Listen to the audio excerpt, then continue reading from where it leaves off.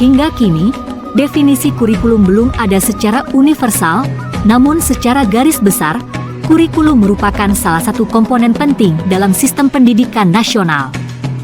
Kurikulum berperan sebagai pedoman dan acuan dalam pembelajaran, sehingga kurikulum dapat disebut sebagai jantung pendidikan. Fungsi kurikulum bagi guru adalah untuk memandu guru dalam proses kegiatan belajar mengajar.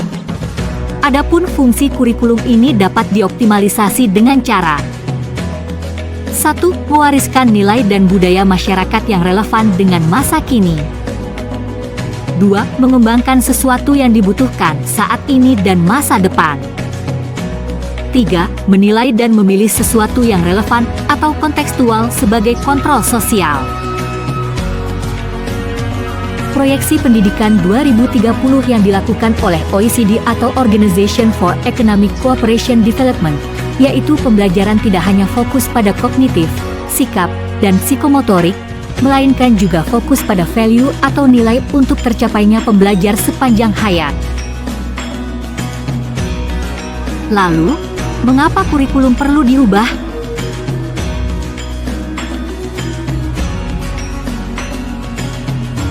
Mengacu pada pepatah yang mengatakan bahwa murid hidup pada zaman dan keadaan yang sudah berubah, maka kurikulum itu sendiri bersifat kompleks dan dinamis, sehingga kurikulum yang baik adalah kurikulum yang sesuai dengan zamannya.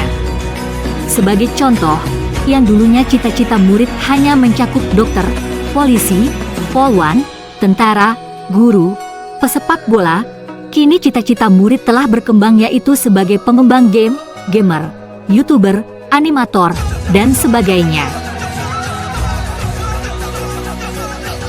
Kurikulum di Indonesia selalu berinovasi dengan perkembangan zaman, sehingga di Indonesia sendiri telah menerapkan beberapa kali perubahan kurikulum, diantaranya adalah Rencana Pelajaran 1947 atau Kurikulum 1947, Rencana Pendidikan 1964 atau Kurikulum 1964, Kurikulum 1968, Kurikulum 1973, Kurikulum 1975, Kurikulum 1984, Kurikulum 1994 dan Suplemen Kurikulum 1999, Kurikulum Berbasis Kompetensi atau KBK 2004, Kurikulum Tingkat Satuan Pendidikan atau KTSP 2006, Kurikulum 2013 atau K13, serta Kurikulum 2022 atau Kurikulum Merdeka.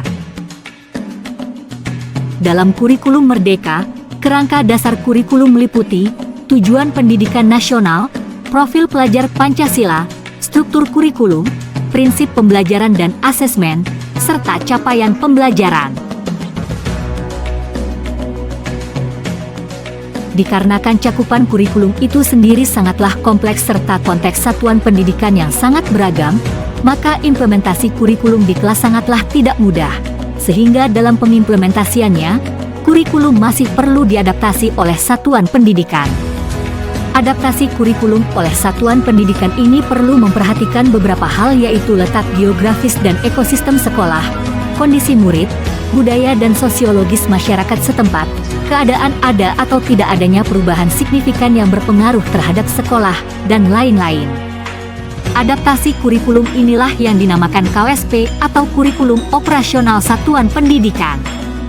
Ada 5 prinsip dasar pengembangan KOSP yaitu berpusat pada murid, kontekstual, esensial, dan akuntabel, serta melibatkan berbagai pemangku kepentingan.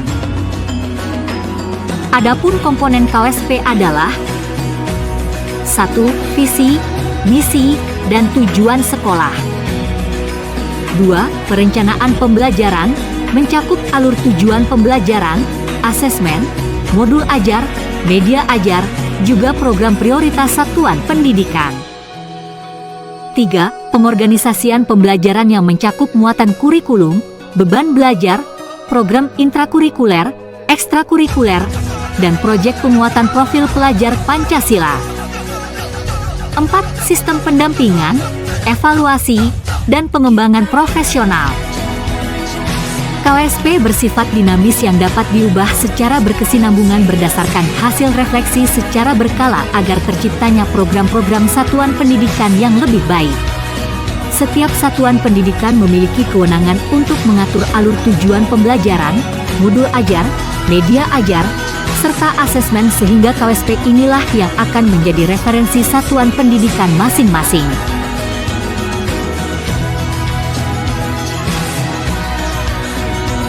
Seperti yang diketahui bahwa pembelajaran adalah implementasi kurikulum, maka guru perlu merancang dan melaksanakan pembelajaran dengan menggunakan prinsip-prinsip yang memfasilitasi kebutuhan murid. Adapun 5 prinsip pembelajaran yang berpihak pada murid meliputi: 1. Mempertimbangkan kebutuhan capaian belajar murid saat ini. 2. Membangun kapasitas belajar murid menjadi pembelajar sepanjang hayat.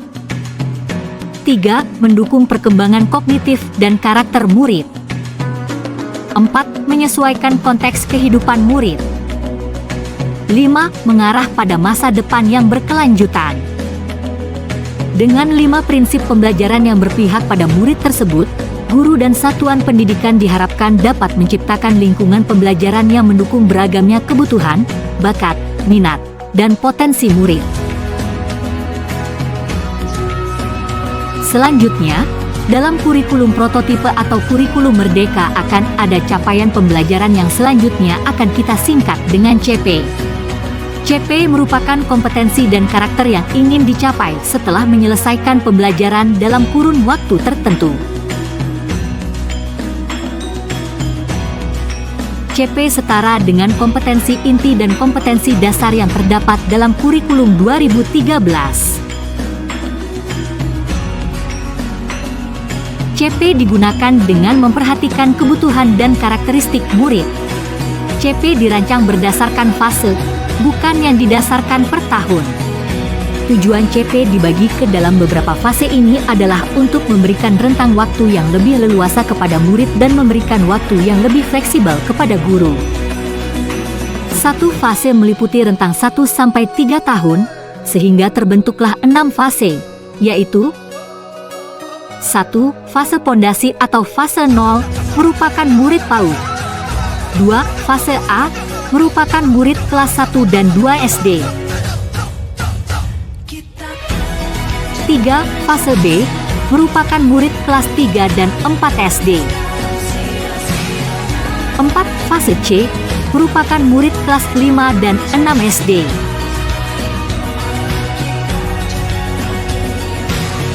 5. Fase D merupakan murid kelas 1, 2, dan 3 SMP.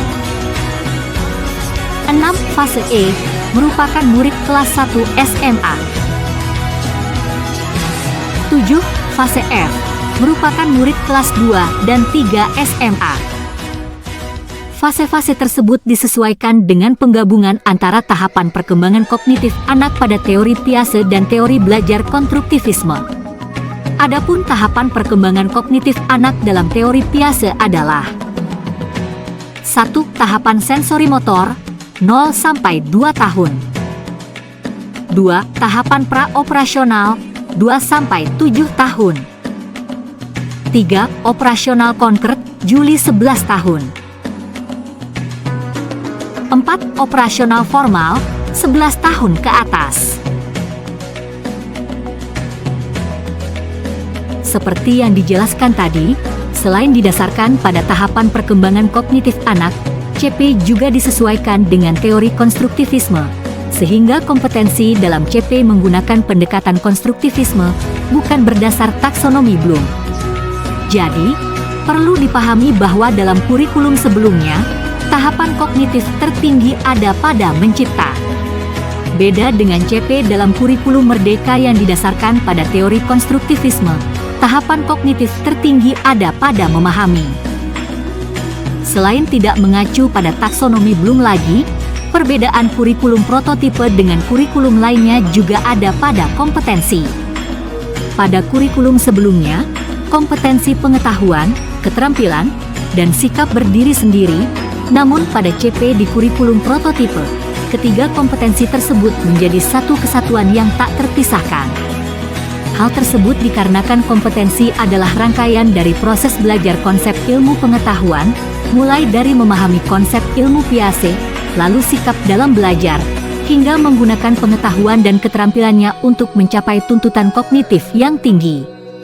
Sehingga, guru diharapkan melakukan asesmen untuk mengukur penguasaan kompetensi tiga ranah tersebut secara satu kesatuan yang tidak terpisahkan. Dalam kurikulum prototipe, guru juga diharapkan menerapkan teaching at the right level, yaitu sebuah pendekatan belajar yang mengacu pada tingkatan capaian atau kemampuan murid.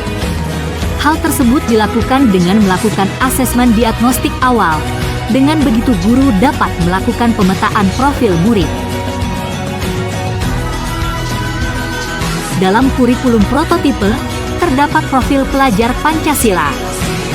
Profil pelajar Pancasila merupakan ciri karakter dan kompetensi yang diharapkan untuk diraih oleh murid yang didasarkan pada nilai-nilai luhur Pancasila. Profil pelajar Pancasila menggambarkan karakteristik pelajar yang diharapkan akan terbentuk seiring dengan perkembangan dan kemajuan proses pendidikan setiap tahun yang dibangun secara berkala dan konsisten sejak fase 0 hingga fase F. Terdapat 6 dimensi profil pelajar Pancasila, yaitu 1. Beriman, bertakwa kepada Tuhan Yang Maha Esa dan berakhlak mulia. 2. Mandiri. 3. Bergotong royong.